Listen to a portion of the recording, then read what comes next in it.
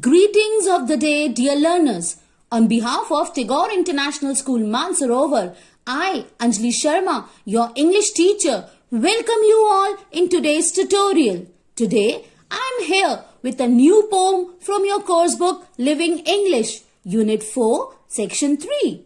The title of our poem is The Echoing Green by William Blake. Before we begin with the poem, let's learn more about our poet.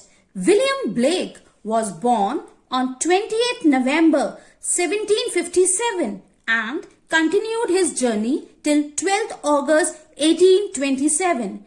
An English poet, painter and printmaker.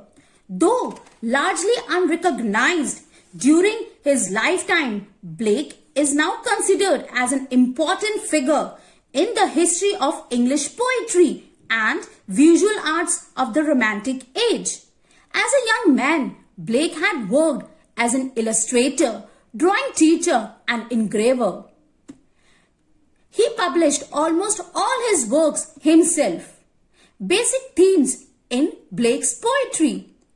He was one of the Romantic poets and hence his poetry is known for praising and upholding nature as a source of beauty or an inspiration. He puts great emphasis on creativity and imagination and equates them with the innocence of childhood. Some of his famous works that need to be quoted are Songs of Innocence and Experience, All Religions Are One, The Marriage of Heaven and Hell, There is No Natural Religion. Let's begin with a poem, The Echoing Green. The Echoing Green is a poem by William Blake, published in Songs of Innocence in 1789.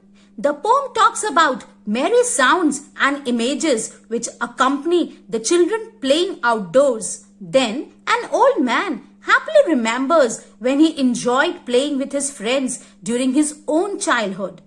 The last stanza depicts the little ones being weary when the sun has descended and going to their mother to rest after playing many games. Blake expresses the joy and innocence of children's early experience of life. The poem begins with a short description of a grassy field on a warm day in spring. The poem has been divided into 3 stanzas which we go deep depict the 3 stages of life. Each stanza is divided into 10 lines. Let's enjoy the recital of the poem The Echoing Green. The Echoing Green. The sun does arise and make happy the skies.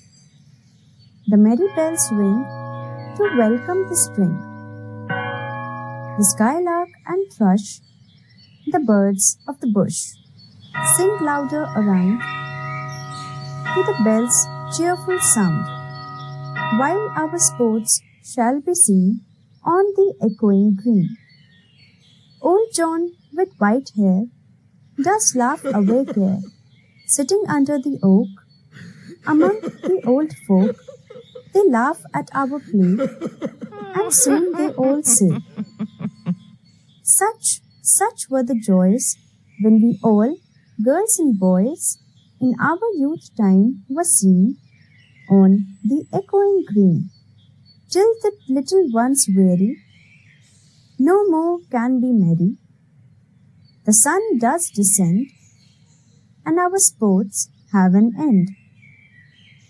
Round the laps of their mothers, many sisters and brothers, like birds in their nest, are ready for rest, and sport no more seen on the darkening green.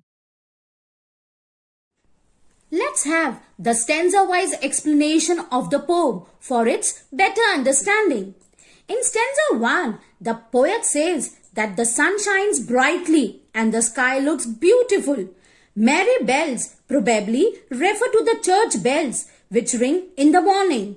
They are merry because they welcome the beautiful morning of spring. Skylark and thrush fly high in the air while the birds of bush, like sparrows, remain near the ground.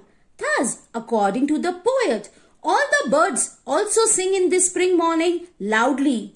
The sounds of bells and the songs of the birds merge into a beautiful melody worthy of the season of spring. The old people of the village sit under the trees in the green while the young children play their favorite games.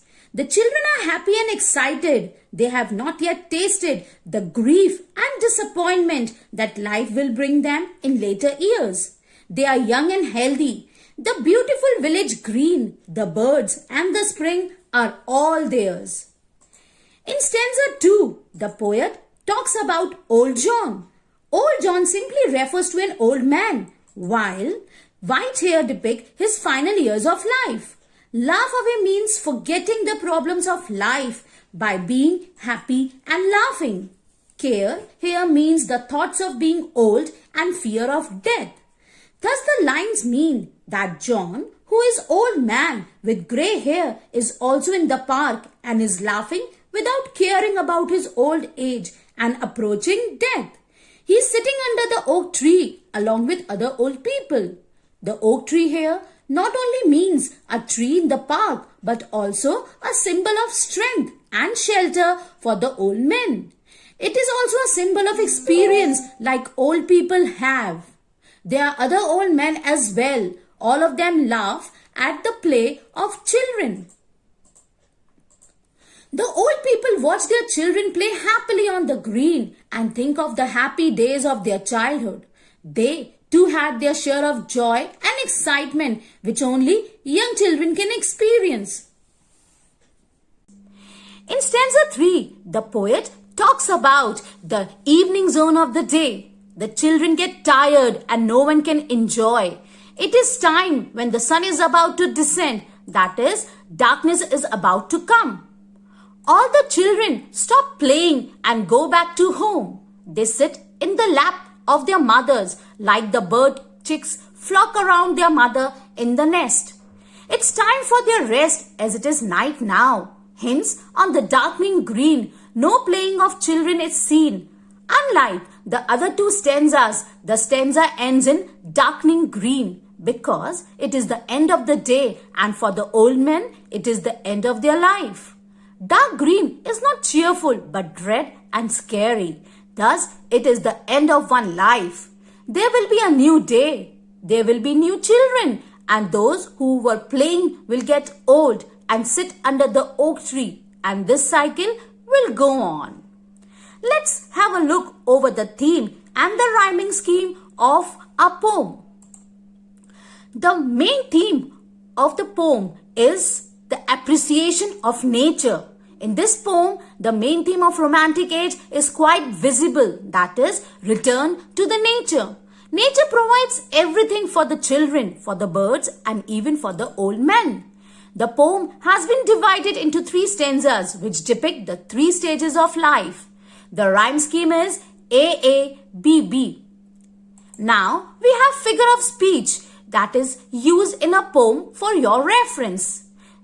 Here is simile. For example, many sisters and brothers like birds in their nest. That interpret children seem to be birds who have returned to their nest.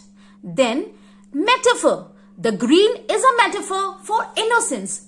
Children play here in the lap of nature without any worries. And yes, the example of personification. The birds of bush sing loud around.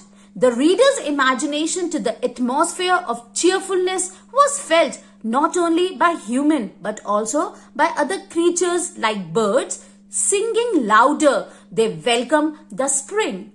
That's all for today's session. Thank you all. Thank you for being good listeners.